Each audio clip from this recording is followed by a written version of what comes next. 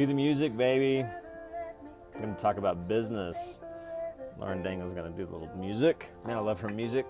John Fibonacci. You already know that. We're going to talk about Chuck Liddell and the UFC.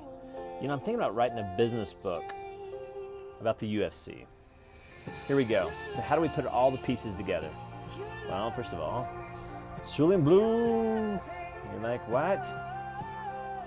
Okay, well, you already know the story. PCH, John Fibonacci, 10 years. In fact, I ran my company for 10 years. Mortgage company, there you go. John Fibonacci, nature lover, dad, stock trader, teacher, book career, cannabis advocate, hashtag MRI, photographer, newbie comic, teacher. And guess what? I'm so loyal to the UFC. And guess what? This guy changed it all. You're like, that's not Dana White. That's the guy with the mohawk. That's Chuck Liddell. Let me dedicate this book to my buddy Drew from Abilene Christian University. He's a good guy, my buddy Drew. I think he's a year younger than me. And long story short, you know, he's in oil and gas. He does real well. And he's a couple years kind of behind me in the sense that, you know, again, I'm a couple years older than him. And he's at year 5 and 6. And I ran a company all the way to 10 years. And it's amazing as I'm talking to my buddy Drew, just some of the things that he tells me about his business. Because, I mean, he's successful in his business. And he's going through what I went through at year 5 and year 6. And, you know, I thought, you know, what if we looked at business, not in terms of success, failure, but what if we looked at a life cycle and how long do real businesses last? And the answer is less than 2 years. In fact, statistically, most businesses last about 1 to 2 years and fail. So to even last 3 years or 4 years, you're a baller. If you're at 5 years, you're doing something right. However, at year 5, that's the magic number. That's when you're either going to grow a little bit and implode, or you're going to keep going. So what do? Well, if you're me, John Fibonacci, you look at other businesses, and one of the best businesses, most underrated businesses of all time is the UFC. And Dana White. And why is Dana White the best CEO of all time? I mean, he took UFC, he and his partners took a business from 2 million to what, 4 billion? Here was the workhorse. The Chuck Liddell years. Year 1 through 5. I would say the Chuck Liddell years are generally the first 1 to 2 years.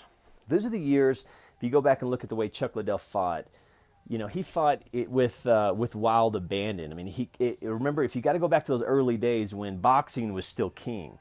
Now UFC is more popular than boxing. But back then, there was this real kind of, the UFC was kind of the ghetto world and boxing was kind of the classy world. And what happened was slowly Dana White and his partners legitimized the sport, professionalized the sport, and now we have the UFC today. In fact, they just fought 210, $4 billion company in what, less than 10 years, 15 years. What CEO is doing that? Well, what's interesting is there is an old ancient formula for business. In fact, it's not Chuck Liddell. I'm going to tell you later why that style is critical, the Chuck Liddell style, and eventually how it needs to evolve. And then we need to go to the eventually you go to the John Jones, the JJ years. In the JJ years, if you just use fighting as an analogy in boxing or in business, and you think of, okay, yeah, the Chuck Liddell years, remember how he fought? It was just like, you know, Chuck Liddell, he was just looking for that big sell, that big hit, and that big boom, and he did, and he succeeded with that. The problem is, as the UFC grew and evolved, the fighting, the level of professionalism in jiu-jitsu and mixed martial arts, that also elevated. So eventually, the fighters that fought in UFC 17, like Chuck Liddell, got surpassed, not because they weren't champions, because they didn't evolve. And so I want to write a business book about the evolution of business using the UFC as a template. I think gone are the days of the Jack Welches. That's sort of 1970s, Century 21. Jonathan Minogue, La Jolla, California.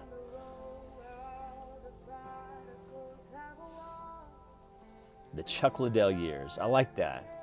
Tell me about your Chuck Liddell years. Usually those are the years where, you have one or two products and that's it. Or maybe you have one or two customers, that's it. You have no systems, no organization, no database. You're not running a business, you just got a big job. And you need that big connection. What do you do when you run into a Forrest Griffin? And that's truly seeing the forest for the trees. Let me know your thoughts. Email me your thoughts. Americana417@gmail.com. Oh yeah, I told you the magic formula. Here you go. Boom. I know. Eventually we're going to talk about Jesus in business, because that's what we all go through. Even the UFC. You're like, what? Spiritual faith in business? Yeah, because that's the story of all businesses.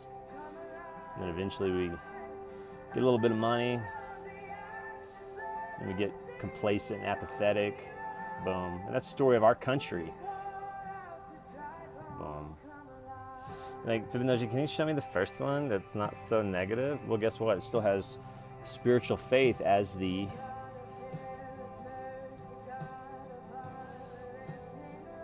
boom. Story of Israel in the Bible.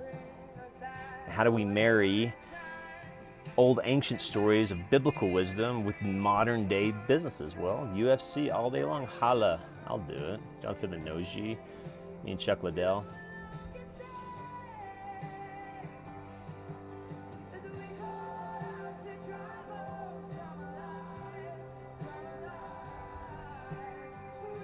Oh, Dana White, I'm going to tweet you. My buddy Drew, UFC, is a great template for business. I'd love to hear your stories. Maybe you didn't last past the Chuck Liddell years. Email me your thoughts, Americana417@gmail.com.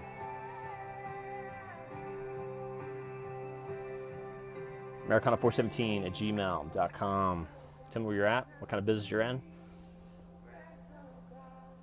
You guys be good. Tell Marcus Simonis, Jonathan Minoji, holla. Dana White.